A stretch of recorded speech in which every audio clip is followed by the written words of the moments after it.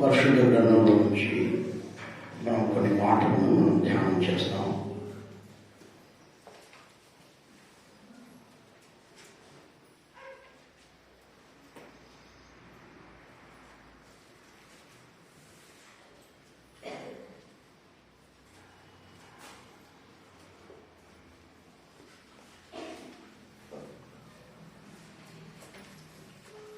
మీరంతా సంతోషంగా ఉన్నారా?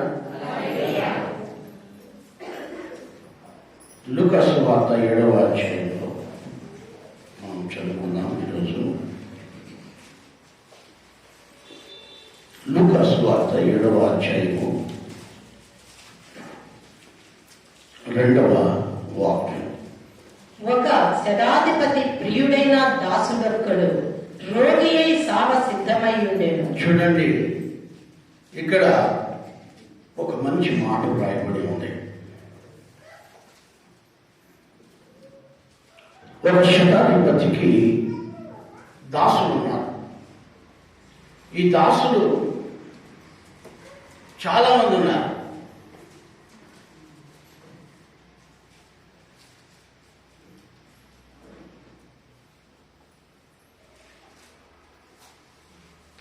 ఎంతో మంది ఉన్నారు పనివారు ఆయన దగ్గర. దాసులు డబ్బిచ్చుకున్న వాళ్ళు కూడా ఉన్నారు, పనివారు కూడా ఉన్నారు. కానీ దాంట్లో దాసుడు ఒకడు, శతాధిపతికి ఒక దాసుడు, ప్రియమైన దాసుడు అని ఉంది అక్కడ. ఎవరండి దాసుడు అంటే? ఎవరు చెప్పండి?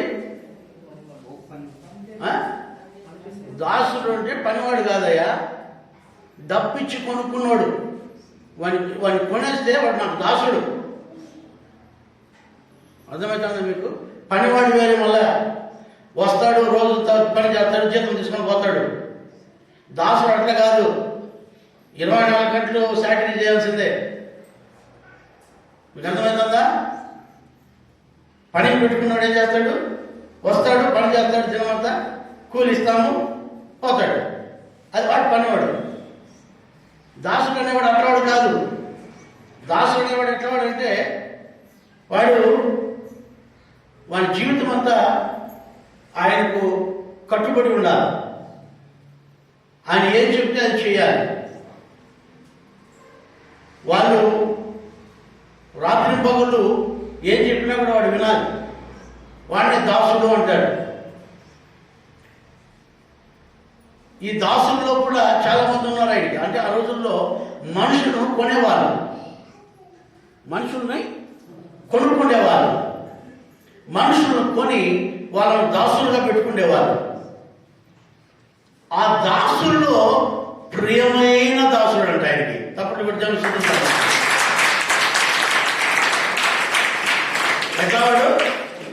ఎట్లవాడు ప్రియమైన దాసుడు. అయ్యా, ఒక యజమానుని దగ్గరికి మనం వచ్చినప్పుడు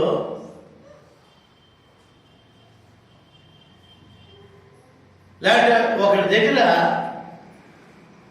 మనం ప్రియమైన వారుగా ఉండేది నేర్చుకోవాలి. వాడు దాసుడే, ఏం చెప్తే చేయాల్సిందే. కానీ వాడు ఎట్లా మారాడో తెలుసా? ఆ శతాధిపతికి ప్రియమైన దాసుడుగా మారాడు. ఆయనలో ఇంకెవరు ప్రియమైన వాళ్ళుగా మారలేదు దాసులు.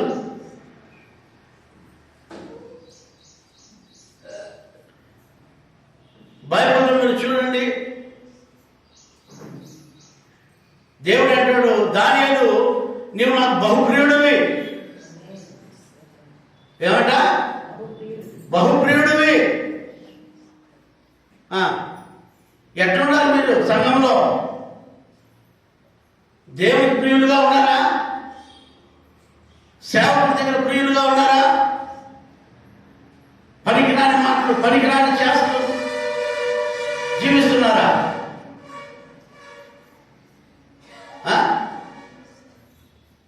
ఎలాంటి జీవితాలు జీవిస్తున్నారు మీరు?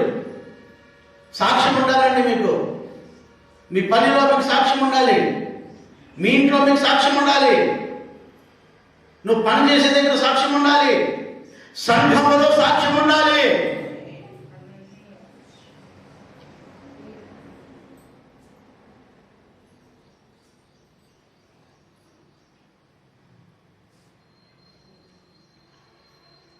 తల్లిదండ్రులే మంచి సాక్ష్యం చెప్పరు మీ గురించి.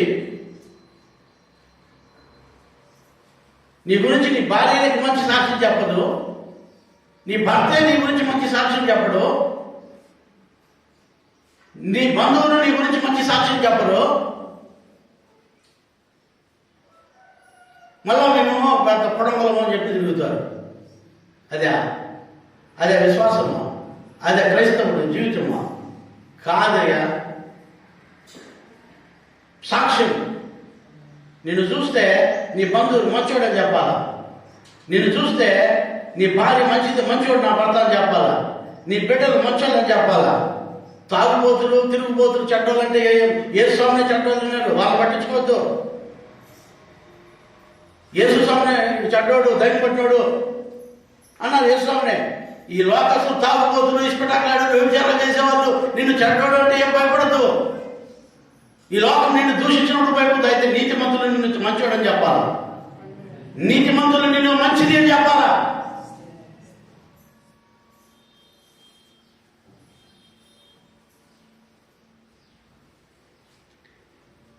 ఎంతమంది ఈ చర్చలో విశ్వాసులకు సాక్ష్యం ఉంది?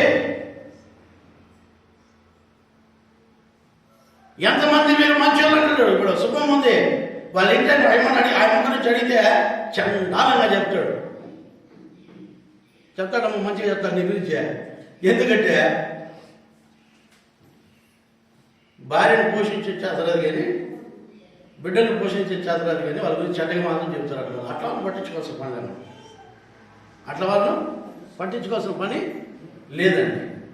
మనుషుల్లోనే అనిపించుకోవాలంటే నీతిమంతులు మంచోళ్ళు అన్నారు మనం, దేవుని బిడ్డలు మంచోళ్ళు అన్నారు మనల్ని.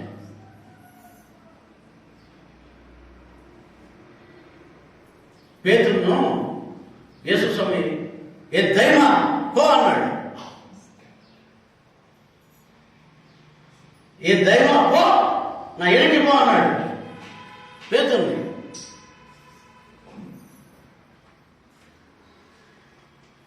తిరిగిపోలేదే యేసు పైన.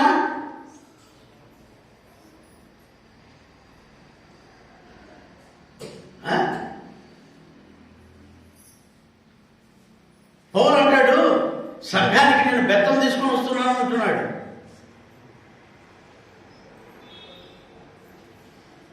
ఈ బెత్తమే మేలు దేవుడిచ్చి నిత్య నరకాగ్ని కంటే. ఈ వాక్యమైన బెత్తం మేలు, గుణపడతాం, నిత్య నరకం పోగొట్టుకుంటాం. ఈ బెత్తానికి మీరు లోపడకపోతే నిత్య నరకం ఉంది మీకు. ఎవరైనా సరే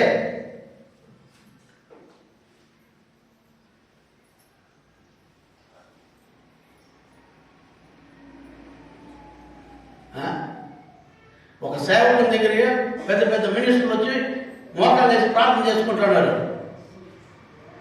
పెద్ద పెద్ద మినిస్టర్లు.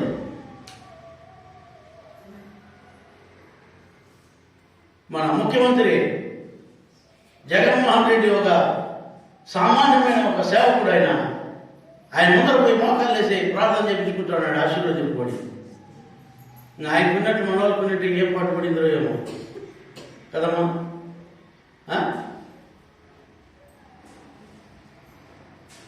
మేము కాళ్ళతో నడుస్తాం, తాతో నడుస్తామని మేము మనలు. వాళ్ళకి సేవకుడు అంటే అంత గౌరవం అండి. రాజారెడ్డి గారు, జగన్మోహన్ రెడ్డి గారైనా, వాళ్ళ తాత అయినా, వాళ్ళ నాయనైనా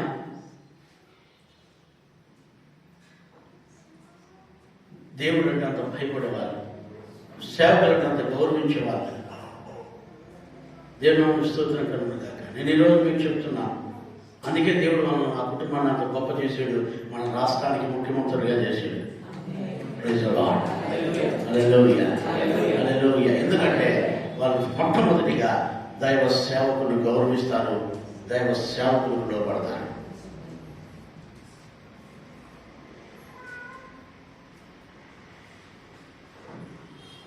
మనలో కొంచెం చిల్లర జేబులో పెడితే ఇంకా మనం పట్టలేదు. ఎవరిలో నాకంటే పాస్ నేను కూడా నేను పాస్ కదా.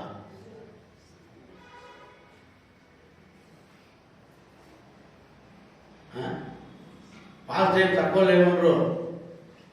మీ నాయన తగ్గింటారు, వాళ్ళు లోకంలో ఉన్నప్పుడు. అవునమ్మా, వాళ్ళు లోకంలో జీవించినప్పటికి భయపడేవాడు కాదు వాళ్ళు. కాకపోతే దేవుని యొక్క కృపను బట్టి దైవ సేవకులుగా మారి నీతిమంతులుగా జీవిస్తూ ఉంటారు. హల్లెలూయా, హల్లెలూయా.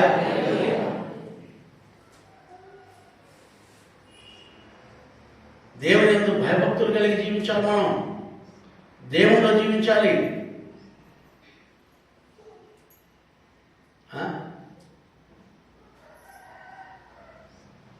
పెద్ద పెద్ద రౌడీలు, కూనికోర్లు, పెద్ద పెద్దోళ్ళు, రాజకీయ నాయకులు, సేవకులై అవన్నీ విడిచిపెట్టుకొని ఎంతో గొర్రెపిల్లలాగా జీవిస్తున్నారు వాళ్ళు.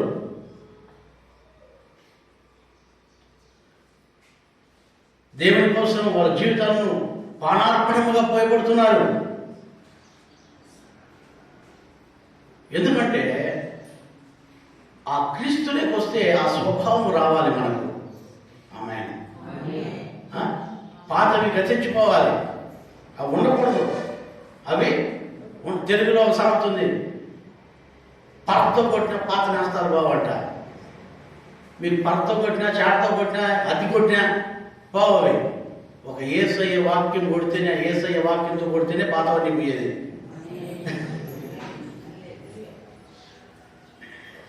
ఇంకా దేనితో తిప్పించి మళ్ళీ కొట్టినా కూడా పోవవి. మీకు అర్థమవుతుందా?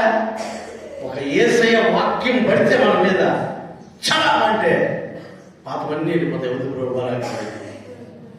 ప్రజల నూతన స్వభావం వస్తుంది, నూతన గుణం వస్తుంది, నూతన మాట తీరు వస్తుంది. గౌరవించేది నేర్చుకుంటాం. మనం గౌరవిస్తాం, ఎదుటి వాళ్ళని గౌరవిస్తాం. నాకంటే చిన్న చిన్న పిల్లలు ఉన్నారు సేవలో, నా కొడుకుల కంటే చిన్న పిల్లలు ఉన్నారు. వాళ్ళు నేను ఇప్పుడు కూడా అన్న అనే పిలుస్తాను, సేవకుడు కాబట్టి.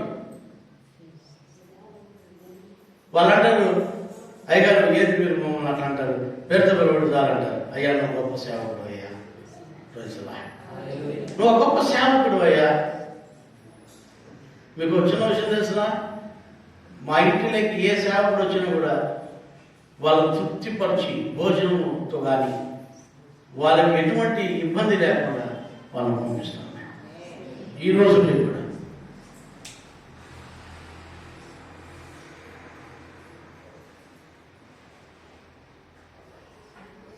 వాళ్ళు ఏం తింటారో మరీ అడిగి అవి చేసి పెడతాం వాళ్ళకి. ఎందుకంటే సేవకులు అంటే అంత గౌరవం మాకు. ఎందుకంటే దేవుని సేవకులు అంటే దేవుడే గౌరవిస్తాడండి, మనం కాదు. అబ్రహాముకు తెలియకనే దేవదూతలకు ఆతిథ్యం ఇచ్చినని వాక్యం ఉంది. అబ్రహాముకు తెలియకనే దేవదూతలకు ఆతిథ్యం ఇచ్చేసాడంట. మనం దేవదూతలకు ఆతిథ్యం ఇచ్చేంత టోలమా? కానీ మనం తెలియకనే దేవదూతలకు ఆతిథ్యం ఇస్తాము. హల్లెలూయా, హల్లెలూయా. ఒక దేవదూత వచ్చి మన ఇంట్లో భోజనం చేస్తే మనకి ఎంత, అసలు దేవదూత దిగి వస్తే తెలుస్తుంది మనకి. ఏమైనా చేసేస్తే కదా. అయితే ఒక సేవకుని రూపంలో వస్తే వస్తాడు పోతాడులే అని ఉంటాం. అవునా? మనం తెలియకనే దేవదూతలకు మనం ఎంతో ఆతిథ్యం ఇచ్చేవారమై ఉంటున్నాం. నేను ఒక గ్యాస్ సిలిండర్ బిగించేటప్పుడు ఆ గ్యాస్ సిలిండర్ నేను ప్రార్థన చేస్తాను, ప్రభువా ఈ గ్యాస్ సిలిండర్ అయిపోయేలోపు నీ సేవకులకు దీంట్లో భోజనం పెట్టాలి.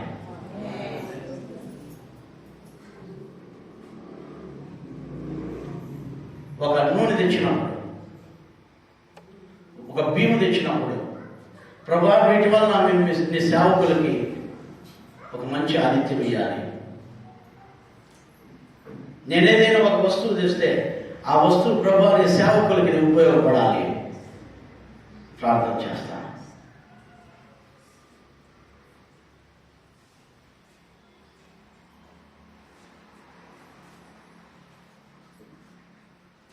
ఈ ప్రేమ అయిన దాసుడు చూడండి, ఒక దాసుడేనండి, గొప్పవాడు కూడా కాదు. మళ్ళీ ఆ శతాధిపతికి ఎట్లున్నాడంట? ప్రియముగా ఉన్నాడంట. మీరు నేర్చుకోవాలి. మనం దేవునికి ప్రియముగా ఉండాలంటే ఇక్కడ నువ్వు నీ భర్తకు ప్రియంగా ఉండాలి, నీ భార్యకు ప్రియంగా ఉండాలి, నీ తల్లిదండ్రులకు నువ్వు ప్రియంగా ఉండాలి, నీ బిడ్డలకు నువ్వు ప్రియంగా ఉండాలి, నీ ఇరువురు వారితో ప్రియంగా ఉండాలి, సంఘములో సేవకుడితో ప్రియంగా ఉండాలి.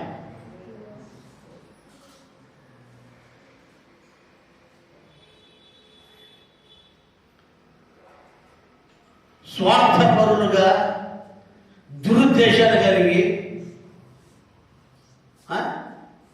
సంఘంలో కూడా ఏమైనా దొరికి ఎత్తుకొని పోదామా అనే భావాలతో ఉండకూడదు.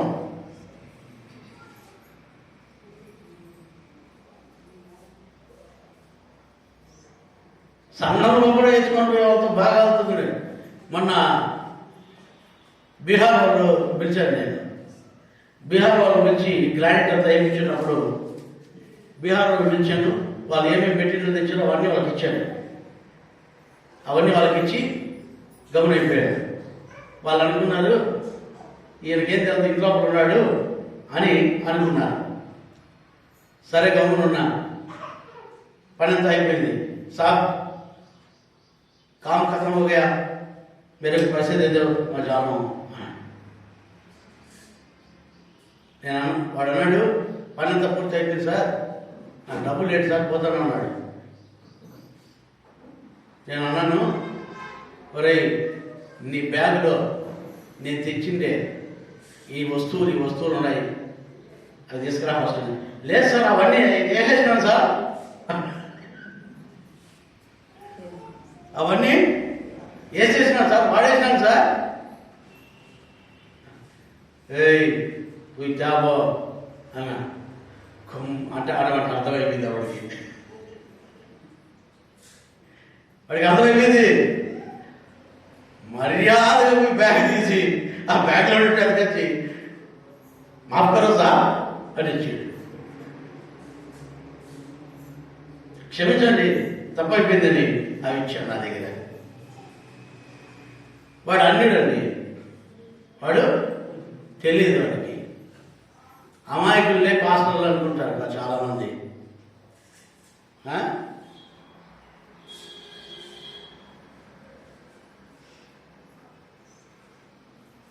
సేవకులనే మోసం చేసేవాళ్ళు విశ్వాసం లేరంటారా? సేవకులతో అబద్ధాలు చెప్పిన వాళ్ళు లేరంటారా? సేవకులను మోసపుచ్చే వాళ్ళు లేరంటారా? మీరు మమ్మల్ని కాదు దేవుణ్ణి మోసపుచ్చుతున్నారు, దేవునితో అబద్ధాలు చెబుతున్నారు.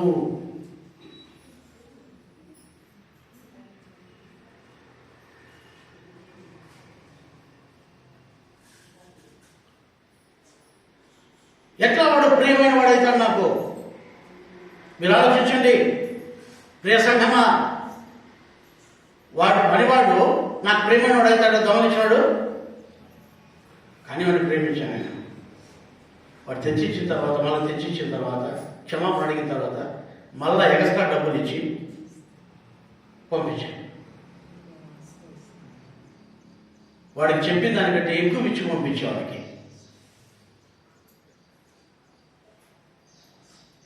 నేను ఎందుకు ఈరోజు మీకు చెప్తున్నానంటే వాడు ప్రియమైన వాడు కాలేడు నాకు, వాడి క్రియలు మంచివి కాదు. ప్రియమైన అవుతాడా? ఈ శతాధిపతికి ఈ దాసుడు ఎట్లా ప్రియమైన వాడు అయిందో మీరు ఆలోచించండి. ఒరే అంగిళ్ళకి పోయి 1 కేజీ బియ్యం తేవాలంటే 1/4 కేజీ తెచ్చి 1 కేజీ బియ్యంకి డబ్బులు చేసినట్టే ప్రియమైన వాడు అవుతాడా? ఇంట్లో దొంగలించుకొని పోతారంటే ప్రియమైన వాడు అయిపోయాడా? ఒనేసిము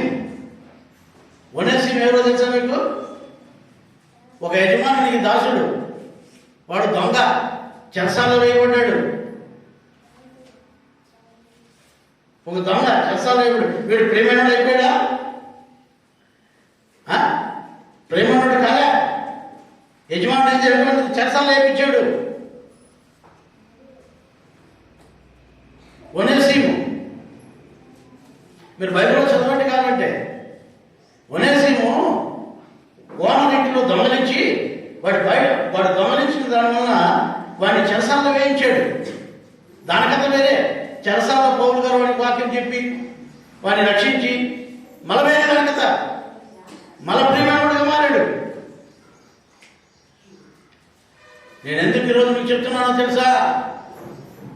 ఈ శతాధిపతి దగ్గర ఉన్న పరిశుద్ధాత్మ దేవుడు మీతో మాట్లాడుతున్నాడు. ఇప్పటికైనా మీ జీవితాలు మార్చుకోండి. ఒక శతాధిపతి దగ్గర ఉన్న ఒక దాసుడు ఎంత నమ్మకంగా ఉంటే ఆయనకు ప్రేమైన వాడుగా మారుతాడు. మీరు ఆలోచించండి.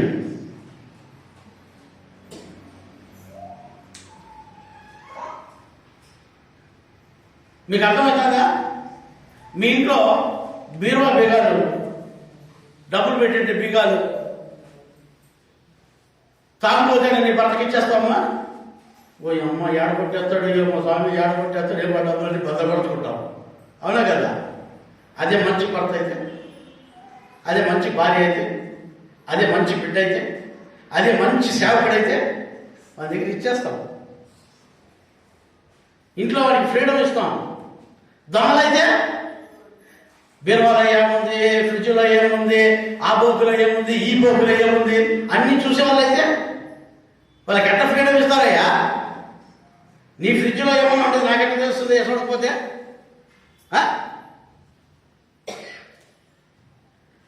చెప్పు.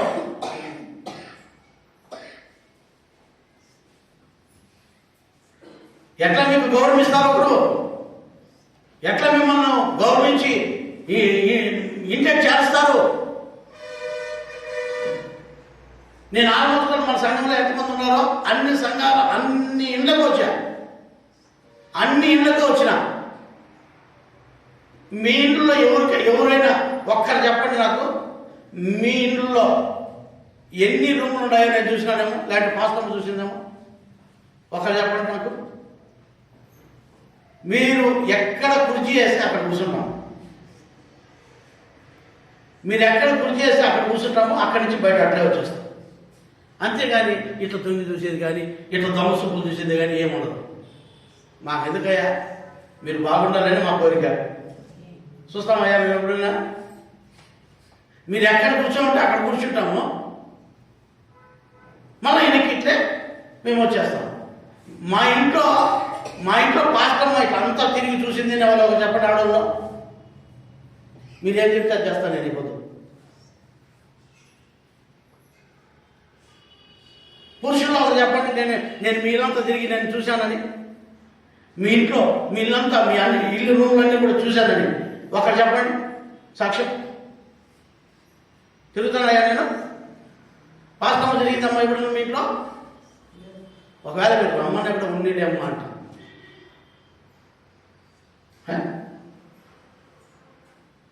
ఒకవేళ దేనికన్నా మీరు ప్రార్థన చేయాలని కోరితే అటుకొచ్చి ప్రార్థన చేస్తామే తప్ప మేమేమి మీ ఇంట్లో ఏముంది, మీరు ఏమేమి ఖజానా పెట్టుకున్నారు, ఆ ఫ్రిడ్జ్లో ఏమేమి పెట్టినారు, ఏమేమి దాచిపెట్టినారు, లేదంటే ఆ బోకులు ఏం దాచిపెట్టినారు, ఈ బోకులు ఏం దాచిపెట్టినారు, ఎంత పప్పు ఉంది, ఎంత చింతపండు ఉంది, కాకపోతే మేము చూసామా? మీరు నిండుగా ఆశీర్వదింపబడాలని ఒక్క కోరిక తప్ప ఇంకా వేరే కోరిక మా మాట.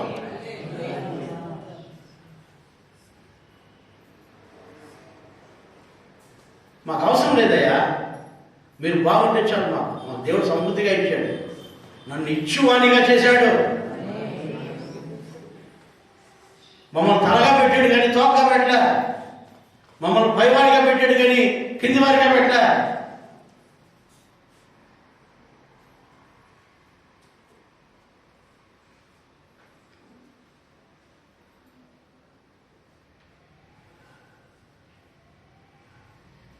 మన కర్ణాటక వాళ్ళు నాకు ఫోన్ చేశారు, మాస్టర్ గారు చర్చ్ డెడికేషన్ రండి. ఎందుకు పిలిచారు తెలుసా? చర్చ్ కట్టేదానికి వాళ్ళకి డబ్బులు ఇచ్చారు, కృతజ్ఞతగా పిలిచారు. వాళ్ళు ఒకరికే కాదు, ఎంతోమందికి హెల్ప్ చేస్తున్నాం. ఎందుకంటే నేను ఏదో గర్వంతో చెప్పడం లేదు విషయం, నేను గర్వంతో చెప్పడం లేదు విషయం. ఎందుకంటే దేవుడు నన్ను ఇచ్చువానిగా చేశాడు. మీరేమన్నా ఇస్తారేమో ఆశపడి నేను ఇంటికి రాను, అది తెలుసుకోవాలని చెప్తాడు. అయిపోతుంది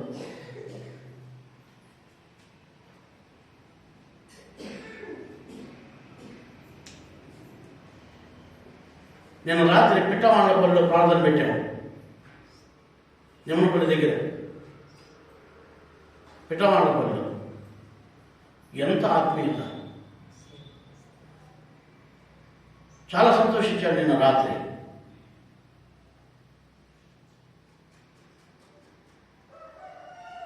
దేవునికి ప్రేమైన వాళ్ళగా మనము నిజంగా దేవుని ఎందు భయభక్తులు కలిగి జీవించాలండి. విధేయత కలిగి జీవించాలి.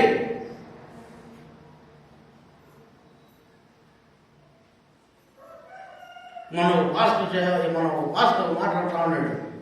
కమిటీ మీటింగ్లో ఉన్నాం మేము. నేను దానికి ప్రెసిడెంట్ని. ఆ కమిటీ మీటింగ్లో పాస్టర్ ఉండి చాలా మంది పేదవాళ్ళు ఉన్నారు, సేవకులు అంటే స్టాప్ పెట్టాను. వాళ్ళంతా దరిద్రంగా ఉన్నారంటే స్టాప్ అయ్యి దాన్ని డిలీట్ చేయకొస్తున్నాం. సేవకులు పేదలు కాదయ్యా, సేవకులు ఉన్నతమైన వారు. దాన్ని నేర్చుకుని ఒక సేవకుడు వాడిని ఒక సేవకుని కించపరుస్తున్నాం. సేవకులు ఎప్పుడు వాడు నిజంగానే వాడు దేవుని చేత అయినా వాడు శోధింపబడుతూ ఉండాలి. వాడు పేదవాడైతే, లేకపోతే వాడి దరిద్రమే వాడిని వెళ్తూ ఉండాలి. అంటే వాడు సేవకుడు కాదని అర్థం, సోమరి అని అర్థం, కష్టపడి పని చేయడం అని అర్థం, సేవ చేయడం అని అర్థం. ఎత్తున్న చోట గేదె నిండును, ఎత్తు బలం చేత విస్తారమైన రాబడి వచ్చును.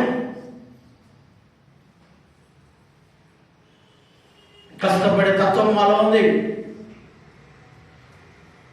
దేవుడు పొలంలో పని చేయడానికి దేవుడు పిలిచాడు.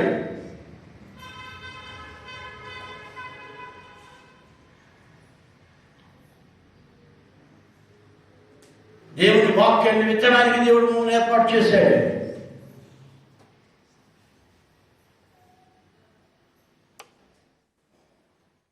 ప్రియమైన వారుగా మనం ఉండాలి. దేవుడే అంటున్నాడు, దేవత అంటుంది, అయ్యా నువ్వు బహు ప్రియుడయ్యా నాకు. ఎలాంటి దేవుడికి ప్రియముగా ఉండాలి. మనం సంఘంలో ప్రియముగా ఉండాలి. మనం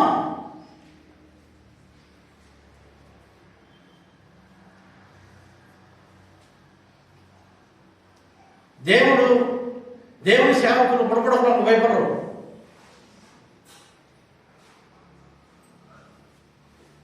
జాగ్రత్త. మనం దేవుని యందు భయభక్తులు కలిగి జీవించాలి. దేవునిలో జీవించాలి. దేవుని వాక్యంలో జీవించాలి. దేవుడు గర్జిస్తే సరి చేసుకోవాలి. లోపడాలి. అప్పుడు ఆశీర్వాదాలు దొరుకుతాయి. డబ్బు నుంచి ఆశీర్వాదం ఉన్నట్లు అనుకోద్దండి మీరు. అంబానీకి ఎంతో ఉంది, రక్షణ లేదు. డబ్బు ఉంటే మేము ఆశీర్వదింపడ్డామనేవాడు మూర్ఖుడు.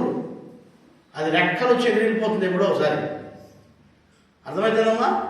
కాదు, మనం ఎప్పుడు ఆశీర్వాదం అంటే. అందుకనే భక్తుడు అంటాడు, దావీదు మహారాజు, నేను చిన్నగా ఉంటే ఇప్పుడు ముసలివాడిని అయ్యాను, నీతిమంతులు విడిచిపెట్టబడుట కానీ వారి పిల్లలు భిక్షమెత్తడు కానీ నేను చూడలేదు. తప్పని బట్టి తెలుస్తుందా? అంటే నీతిమంతులు గొప్పవాళ్ళు, డబ్బుండేవాళ్ళు కాదు, పలుకుబడులు ఉండేవాళ్ళు కాదు. నీతిమంతులు అనగా యేసు స్వామి చేత ఎవరైతే నీతిమంతులుగా తీర్చబడతారో వాళ్ళు గొప్పవాళ్ళు. నేను వాళ్ళని ఖచ్చితంగా గౌరవిస్తాను. నేను ఖచ్చితంగా వారిని గౌరవిస్తాను.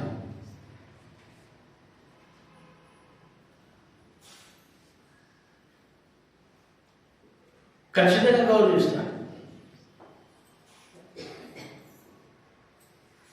వాళ్ళు చిన్నవాళ్ళ పెద్దవాళ్ళ కాదు, వాళ్ళకి డబ్బులు అవసరం లేదు. మంచి నీతిగా ఎవరైతే విశ్వాసాలు కానీ సేవకులు కానీ ఉంటారో వాళ్ళని ఎప్పుడూ గౌరవిస్తాను.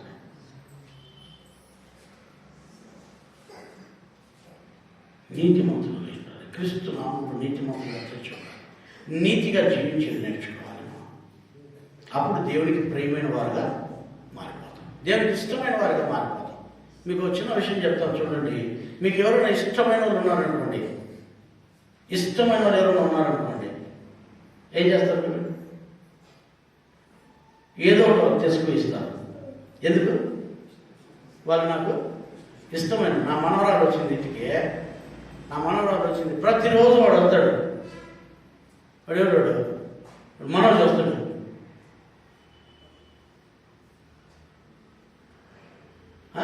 డైరీ మిల్క్ చాక్లెట్ ఒకటి తెస్తాడు. నా మనవరాలు ఎవరి దగ్గర తీసుకోదు, వాడి దగ్గర తీసుకుంటుంది. ఫస్ట్ రోజు నన్ను అడిగింది, తీసుకుంటాను, తీసుకోవాలి. అంతే, ప్రతిరోజు తీసుకునేది నా దగ్గర. ఎందుకంటే వాడంటే ఇష్టపడింది నా అమ్మాయి. అయ్యా ఇష్టం రావాలయ్యా, దేవుని నమ్ముస్తుంది. ఇష్టపడాలి, మనము ప్రియముగా మారాలి, ప్రియముగా ఉండాలి. పనిమాలి కొడుకు పుడితే వాడిని తండ్రి ఇష్టపడ్డు. వానికంటే బైబిల్లో చెప్తుంది, దాసుడే స్వాస్థ్యం పొందుతాడంట. కుమారునితో పాటు దాసుడే, నమ్మకమైన దాసుడే స్వాస్థ్యం పొందుతాడంట. పనిమాలి కుమారుడు పుట్టేదానికంటే నిజంగా ఈ లోకంలో దాసులే మేలు, నమ్మకమైన దాసులే మేలు. పనిమాలి తాగుబోతులు పుట్టేదానికంటే, పనిమాలి బిడ్డలు పుట్టేదానికంటే, ఉండేదానికంటే వాళ్ళకంటే దాసులు మేలు.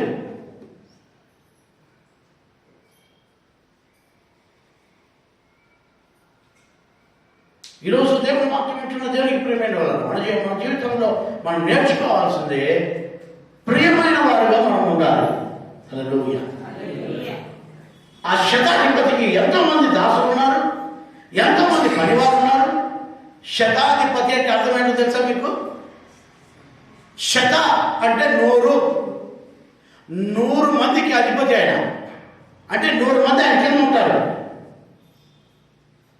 100 మంది ఆయన కింద ఉంటాడు. ఒకటి రాలంటే వస్తాడు, ఒకటి పోరంటే పోతాడు, ఒకరిని పోయి ఆ పని చేయాలంటే చేస్తాడు. ఎందుకంటే ఆయన అధికారి. అంత గొప్ప అధికారి. వాళ్ళలో ఎవడు ప్రియమైన వాళ్ళు లేడు, దాసుల్లో ఎవడు ప్రియమైన వాళ్ళు లేడు. రోగి అయిన వాడు ఒక్కడే ప్రియమైన వాడుగా మారాడు. తప్పకుండా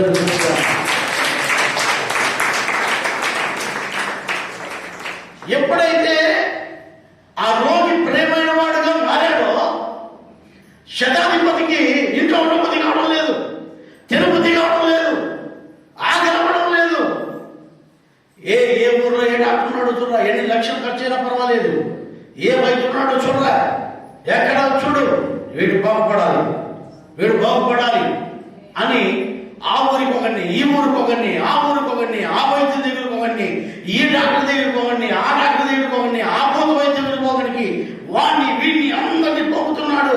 ఎక్కడ ట్రీట్మెంట్ పొందితే అక్కడ అంతా ట్రీట్మెంట్ పంపిస్తున్నాడు. ట్రీట్మెంట్ అందరినీ తీసుకొచ్చి వాడికి ట్రీట్మెంట్ ఇప్పిస్తున్నాడు. బాగాలేదు వాడు, ప్రియమైన వాడు చావు దగ్గరికి వచ్చేసాడు. అయ్యో నాకు ప్రియమైన దాసుడు, వీడు నాకు ప్రియమైన వాడు.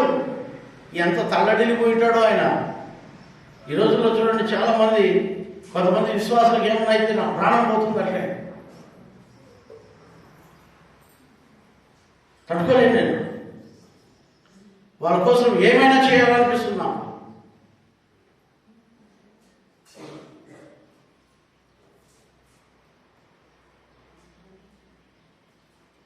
ఆ శతాధిపతి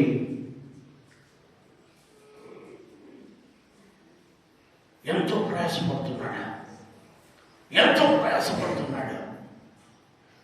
ఆ శతాధిపతి ఒకరోజు యేసయ్యను గురించి విన్నాడంట. ఆమేన్.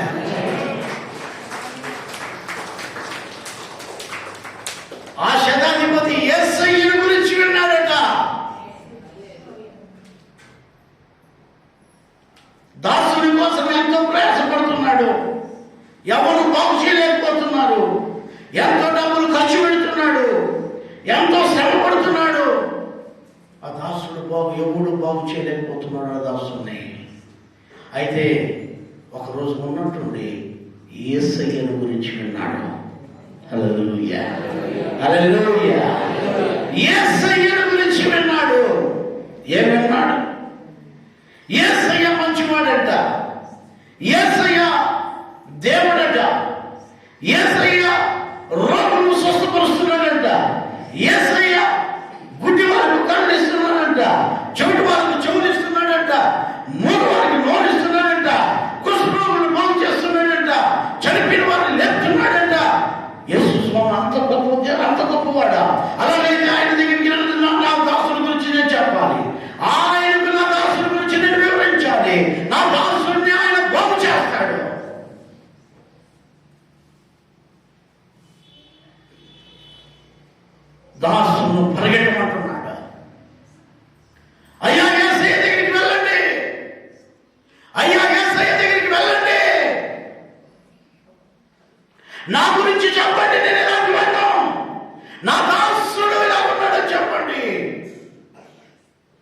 అని ఆ పని వారిని పంపిస్తున్నాడు. వాళ్ళు వెళ్ళారు. అయ్యా, ఈ శతాధిపతి అనే ఒక ఆయన చాలా మంచివాడు అంటున్నారు యూదులు. చాలా మంచివాడైనా ఆయన సొంత డబ్బుతో మనకు సమాజ మందిని కట్టించాడు. ఆయన సొంత డబ్బుతో మనకు ఒక ఆలయాన్ని కట్టించాడు. అయ్యా, నీ యొక్క నుంచి మేలు పొందడానికి ఆయన యోగ్యుడు. యేసయ్య చెబుతున్నారు సాక్ష్యం శతాధిపతి గురించి. యోగ్యులుగా ఉండాలయ్యా మనము, ప్రియమైన వారుగా ఉండాలయ్యా మనము, యోగ్యత కలిగి ఉండాలయ్యా మనము. నీ మాట తీరు యోగ్యతగా ఉండాలి. సమయోచితమైన పలుకు వెండి పల్లెంలో పెట్టబడిన బంగారు ముద్దలాగా ఉండను.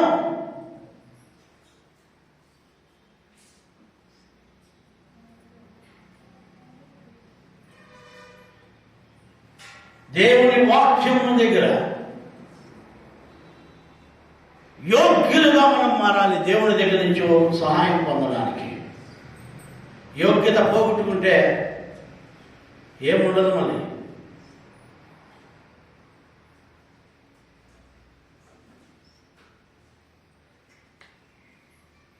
ఉన్న గౌరవం పోగొట్టుకుంటే ఏముండదు. మళ్ళీ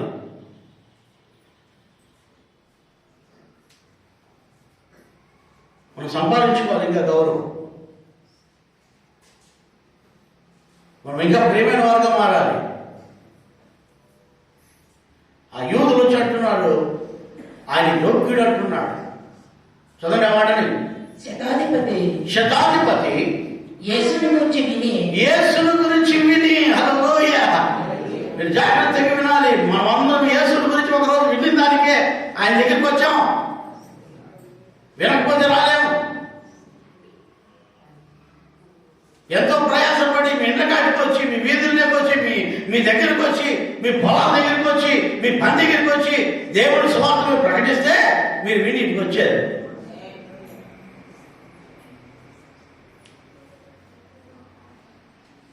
శతాధిపతి యేసయ్య గురించి విన్నాడు.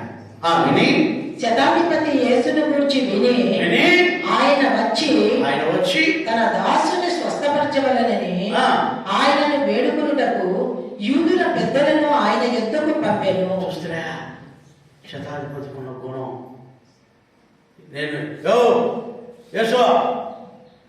నేను శతాధిపతిని కానీ నాకు 100 మంది కాళ్ళ కింద ఉన్నారు. నా ఇంట్లో ఎవరు దాసులు ఉన్నారు. రా ఇక్కడికి అడుగు ప్రాణం చేయకపోతురా అని చెప్తున్నాడా? ఏం చెప్తున్నాడా?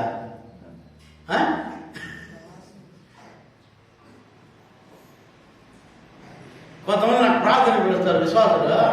సార్ ఈ టైంకి రావాలా,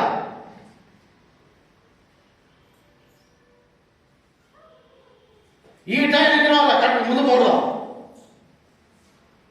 దానికి ఎంత పోకూడదు. ఈ టైంకి రావాలంటే ఆ టైంకే పడుతుంది.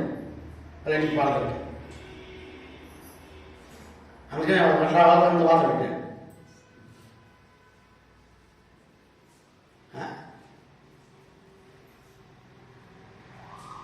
మీరు చూడండి, కావాలంటే శతాధిపతి యూదుల్లో పెద్దవాళ్ళని పంపిస్తున్నాడండి. పనికిమాలను పంపలే, దాసులను పంపలే. యూదుల్లో గొప్పవారిని పంపిస్తున్నాడు యేసయ్య దగ్గరికి. ఎంత గౌరవం ఉండాలండి. హల్లెలూయా. ఒక సేవ దేవుడి దగ్గరికి మాట రావాలన్నా మర్యాద రావాలి. దేవుడితో మాట్లాడాలన్నా, దేవుడి దగ్గర ప్రార్థన చేయాలన్నా, దైవ సేవకులతో మాట్లాడాలన్నా, దేవుడితో మాట్లాడాలన్నా ఒక గౌరవం ఉండాలి. శతాధిపతికి ఎంత గౌరవం ఉంది చూడు. ఆయన యేసుని విని ఆయన ఎంత గౌరవం కలిగిన వాడంటే, ఆ యూదులలో అనగా దేవుని యందు భయభక్తులు కలిగిన వారిలో పెద్దలని యేసయ్య దగ్గరికి పంపుతున్నాడు. ఎందుకంటే వాళ్ళకి యేసయ్యతో ఎట్లా మాట్లాడాలో వాళ్ళకి బాగా తెలుసుకుంటారు కాబట్టి. హల్లెలూయా, హల్లెలూయా. దేవునితో ఎలాగ బతిమాలలో వాళ్ళకి బాగా తెలుసు కాబట్టి దేవుడికి ఎట్లా ప్రార్థన చేయాలో వాళ్ళకి తెలుసు కాబట్టి యూదుల్ని, అది అన్నడికి తెలియదు కదా. అందుకని అన్నని పంపలా, దాసుని పంపలా, లేకపోతే ఒక సిపాయిని పంపలా. ఒక సిపాయి గారి పోయింటే నేరుగా పోయి ఏసై దగ్గర పోయి కత్తి ఇట్లా చెక్కి, యో మా బాస్ పిలుస్తాడు రా అని ఏసై కుదిరి కత్తి ఇట్లా చెక్కి, మా బాస్ పిలుస్తాడు రా, వస్తావా లేకపోతే అంటే అందుకని వాడిని పంపలా. యూదులలో నీతిమంతులైన పెద్దలని ఆయన ఎన్నుకొని యేసయ్య దగ్గర అడుక్కునేదానికి పంపిస్తున్నాడు, అంటే ప్రార్థన చేసేదానికి పంపిస్తున్నాడు, విజ్ఞాపన చేయడానికి పంపిస్తున్నాడు. ప్రైజ్ ది లార్డ్, హల్లెలూయా. ప్రియమైన బిడ్డలారా, మర్యాద నేర్చుకోండి. ఒక సేవకుడితో ఎట్లా మాట్లాడాలా, దేవుడితో ఎట్లా మాట్లాడాలా, పక్కనున్న విశ్వాసంతో ఎట్లా మాట్లాడాలా నేర్చుకోండి. మొట్టమొదటిగా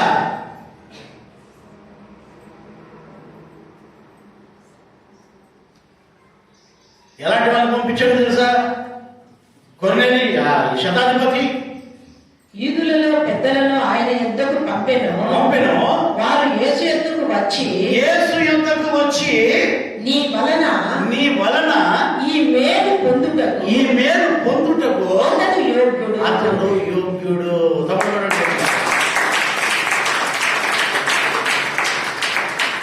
యోగ్యతను సంపాదించుకోవాలయ్యా మనము.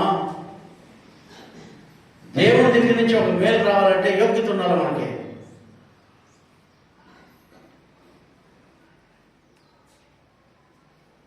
ఊరికి రాదు. దేవుడి దగ్గర నుంచి ఒక మేలు నీకు రావాలంటే యోగ్యుడమై ఉండాలి, యోగ్యురాలమై ఉండాలి.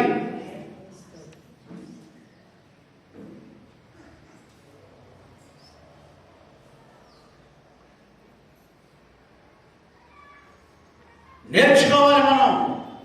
అక్కడ వచ్చిన పెద్దలు ఏమని ప్రార్థన చేస్తున్నారు యేసయ్య దగ్గర తెలుసా? నీ దగ్గర మేలు పొందడానికి ఆయన యోగ్యుడయ్యా. ఏమి యోగ్యుడు, ఏమి యోగ్యత ఉంది ఆయనలో? చదవండి కదా. అతడు మన జనులను ప్రేమించి ఆమేన్ హల్లెలూయా. మొట్టమొదటిగా మన జనులను ప్రేమించి అన్నాడు. కొర్నేలి యూదుడు కాడు, శతాధిపతి యూదుడు కాడు, అన్యుడు. అయితే అన్యుడైన శతాధిపతి ఏం చేస్తున్నాడంట? యూదులను లేకపోతే దేవుడి బిడ్డలను ప్రేమిస్తున్నాడంట. ఆమేన్. ఆయన ఉన్న యోగ్యత అది. నేను నిజంగా వీడిని ప్రేమించినాను అనుకో, వీడిని ఏం చేస్తాను? దాన్ని ఈ పాప నేను ప్రేమించినాను అనుకో. ఏ పేరు నీ పేరు? దివ్యాన్ని ప్రేమించడానికి ఆ చిన్నబడినే ఏం చేస్తున్నాం? తప్ప కొట్టేస్తాడా? ఏం చేస్తాడు? పిలిచి ఒక చాక్లెట్ ఇస్తా, అంతే కదా, అంతే కదా.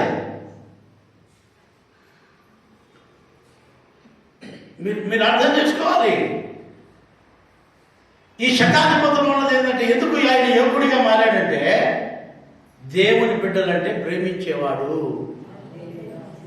దేవుని బిడ్డలంటే ఏం చేస్తాడు? ప్రేమించేవాడు. ప్రేమ ఉంది. ప్రేమ ఉండేవాడు ఏం చేస్తాడంటే, ఏం చేస్తాడు చెప్పండి? ప్రేమ ఉండేవాడు ఏం చేస్తాడు? మంచివన్నీ ఇస్తాడు ఎవరిని ప్రేమిస్తే వాళ్ళని. కొంతమంది విశ్వాసం ఉంటారు. నేను వాళ్ళ ఇంటికి ఒకసారి ప్రాథమిక వాళ్ళు అన్నం చేసి పెడతారు, చెప్పకూడదు కానీ అంత చండాలంగా చేసి పెడతారు కొంతమంది. అంటే ప్రేమలే, నువ్వు పెట్టే అన్నంలో తెచ్చిపోతుంది ప్రేమ ఎంత అని. నువ్వు పెట్టే ఆ మంచితనము ఎక్కడ తెలుస్తుందంటే, నువ్వు ఇచ్చే ఆతిథ్యంలో తెలిసిపోతుంది. నువ్విచ్చే ఆతిథ్యంలో, మాకిచ్చే గౌరవంలో నువ్వు మమ్మల్ని ఎంత ప్రేమిస్తున్నావో నిన్ను గెస్ట్ చేయగలవు. మీకు అర్థమవుతుందా? అర్థం చేసుకోండి. నువ్వు ఎంత మా పైన ప్రేమ కలిగి ఉన్నావో నువ్వు ఇచ్చే కానుకలో తెలిసిపోతుంది. నువ్వు ఎంత ప్రేమ కలిగి ఉన్నావో నువ్విచ్చే ఆతిథ్యంలో తెలిసిపోతుంది నీ ప్రేమ అంతా కూడా.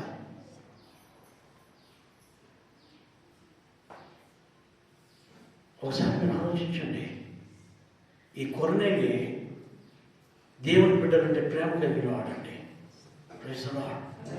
హల్లెలూయా, హల్లెలూయా. మీరు ఎలాంటి ప్రేమ ఉంది? ఎలాంటి ప్రేమ కలిగి జీవిస్తున్నారు? దొంగ ప్రేమ చూపిద్దండి. మీకున్న సంగటే కానీ, చట్నీ కానీ, ఊరిపిండి కానీ, మీకుండేది లేనిది మాకు తెలుసు కదా. మీకుండేది లేదు మాకు తెలుసా? తెలిసినా తెలీదా? చాకుడికే మాకు ఏమీ లేదు సార్, గొద్దు పోసినాను కాదు. నేనేమనుకుంటా, ప్రభావం ఉండేది బాగుంది, ప్రభావం పెట్టా.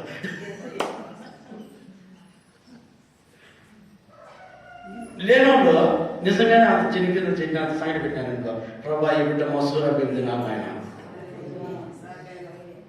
ఈ బిడ్డకు మసూర్ అభిమి నాయన. ఈడ ఎంతో మంది కుటుంబాలు అట్లా ఉన్నారు. ఒక రోజులో నేను పోయినప్పుడు ఏడ్చినారు, మీకు అన్నం పెట్టడానికి కూడా మా ఇంట్లో భీము లేవని. అలాంటి వాళ్ళు ఈరోజు 20 మూటలు నెట్టు కట్టినారు ఇళ్ళలో. స్వానా మసూర భీమా, సన్న భీమా,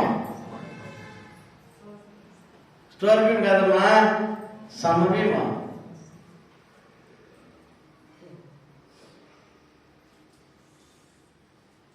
మేము స్టోర్ భీము తినేదానికి అలవాటు పడ్డాము, ఇండియా గేట్ తినేదానికి అలవాటు పడ్డాము. మేము ఏదైనా తింటాం అనుకోండి. అయితే నేను ఈరోజు మీకు చెప్తున్నాను, ప్రేమ. ఆయన ఎంతో ప్రేమించేవాడు శతాధిపతి. ఎవరిని? అన్యుల్ని కాదు, వాళ్ళ బంధువులు కాదు, దైవ సేవకులను. వాళ్ళు వచ్చి సాక్ష్యం చెప్తున్నారు యేసయ్య దగ్గర, ఆయన మనల్ని ఎంతో ప్రేమిస్తున్నాడయ్యా, అందుకని ఆయన యోగ్యుడు. ఇంకేమంటున్నాడు చదవండి. అతడు మన జనులను ప్రేమించి మనకు సమాజ మందిరము తానే కట్టించినని ఆయనతో చెప్పి చూడండి. అబ్బా, దేవుడితో ఏం చెప్తున్నారంటే, అయ్యా ఒక ఆలయం, ఒక చర్చి ఆయనే సొంత డబ్బుతో కట్టించాడు. అయ్యా మన పైన ఎంత ప్రేమ ఉన్నాడో తెలుసా అంటున్నాడు. మన పైన ఎంత ప్రేమ ఉందో ఆయనకు తెలుసా? అంత ప్రేమ ఉందయ్యా, ఆయన యోగ్యుడయ్యా.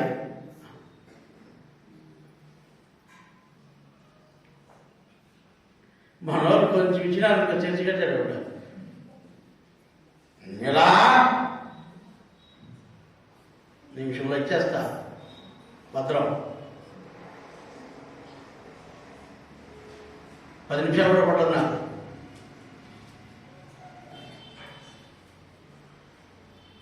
ఓ బాబు నా దగ్గరికి వచ్చి, సాసా ఏమైనా నేను చర్చి కట్టడానికి 7,000 రూపాయలు ఇచ్చిన, నా పేరు చెప్పలేదు నువ్వా? మేము ఇన్ని లక్షలు వేసినాము, మేమేమి మాకేమో చెప్పేదే? మాకేమో చెప్పేదే? మీరు దేవుడి దగ్గర నుంచి ఎన్ని వేలు పొందారు?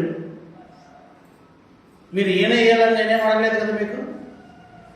మీకు దేవుడు ప్రయత్నిస్తే ఇచ్చాడు, అంతేకాని బిడ్డ వచ్చిన అడిగి షాక్ అయిపోయాను నేను. నా పేరు చెప్పాలి, నేను ఇచ్చినా అని. ఒకవేళ ఇచ్చింది వచ్చిందేమో, ఒకవేళ మర్చిపోయానేమమ్మా, మళ్ళా చెప్తారేమో నా మనసు వాళ్ళు చెప్పా అమ్మ పేరు ధ్యానిస్తోంది.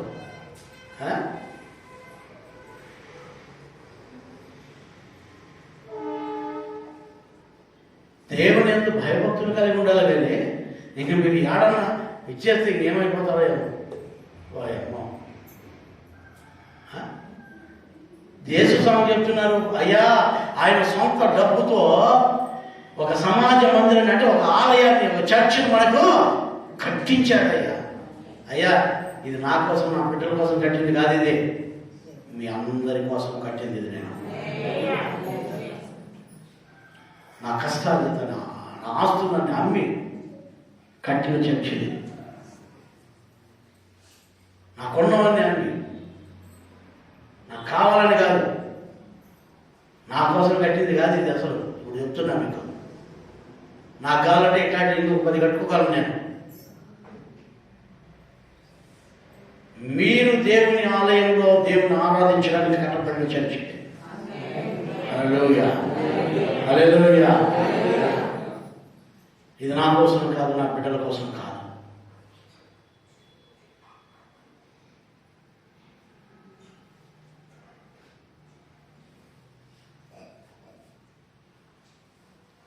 యోగ్యులుగా ఉండాలి. యోగ్యులుగా ఉండాలి. ఓ పెద్ద ఆడిటోరియం కట్టాలనుకున్నాను నేను. ఎక్కడ కడతానో తెలియదు ఇంకా.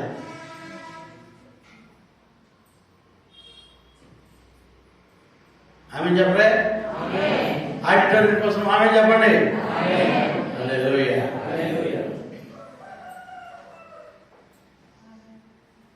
ఎందుకంటే ఈ భూమి పైన నా దేవుడు గొప్పవాడు, పరలోకంలో ఆయన గొప్పవాడు. ఈ భూమి పైన కూడా గొప్ప కార్యాలు ఆయన కోసం మనం చేయాలి. దేవుడు మనల్ని ఆశీర్వదిస్తాడు. మీకు 2 మాటలు నేను ఉదయకాలం నుంచి కూడా ఎంతవరకు చెప్పాను. మొట్టమొదటిది ప్రేమింపబడే వాళ్ళుగా ఉండాలి, ప్రియముగా ఉండేవాళ్ళుగా ఉండాలి. రెండవది యోగ్యులై ఉండాలి. ఒకటి ప్రియమైన వారుగా ఉండాలి, రెండో యోగ్యులుగా ఉండాలి. ఈ 2 పాయింట్సే నేను ఈరోజు సంఘానికి చెప్పాను. పరిశుద్ధాత్మ దేవుడు అదే చెప్పమన్నాడు మీకు. ఈ 2 విషయాలు మీ హృదయాలను భద్రపరచుకోండి. కళ్ళు మూసుకుని ప్రార్థన చేసుకున్నాం.